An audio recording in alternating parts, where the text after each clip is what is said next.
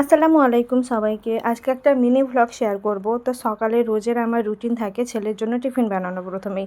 তো ছেলের জন্য এখানে মাটকি আর রুটি বানিয়ে দিয়ে ওকে টিফিনটাকে ভরে দিলাম। আর ছেলেকে খেতে দিয়ে দিচ্ছি এখানে রুটি আর চা। রোজের ওকে আমি চা আর রুটি খাইয়ে পাঠাই, কেননা 12:30 1টার দিকে ওর টিফিন হয়, তখন ওকে খিদে পেয়ে যাবে। তাই দেখো ছেলে খেয়ে দিয়ে রেডি হয়ে চলে গেল স্কুলে, আর ওর পাপা গেল ওকে বাসে তুলে দিয়ে আসতে।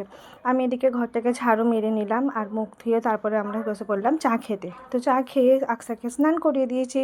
আকসাকে স্নান করিয়ে আকসার এখানে একটু রাগ হয়ে গেছিলো, তো ওর জন্য আমি একটু পপকর্ন ভেজে দিলাম। ওকে পপকর্নটা খেতে দিয়ে এসে আমি এদিকে রান্না বসিয়েছি। একদিকে বসিয়েছি ভাত আর এদিকে করবো হচ্ছে টমেটো দিয়ে ডাল। তো ডালটা সেদ্ধ চাপিয়ে দিলাম। আর দেখো রান্নাগুলোও আমার হয়ে গেছে, তোমাদের সাথে শেয়ার করে কি রান্না করেছি। এখানে আছে ভাত, এখানে আছে ডাল, মসুরির ডাল। তারপরে এখানে রান্না করেছিলাম হচ্ছে ধনেপাতা, কাঁচা লঙ্কা, টমেটো দিয়ে মাছের ঝাল। আর এইখানে রান্না করেছি ফুলকপি আলু ভাজা।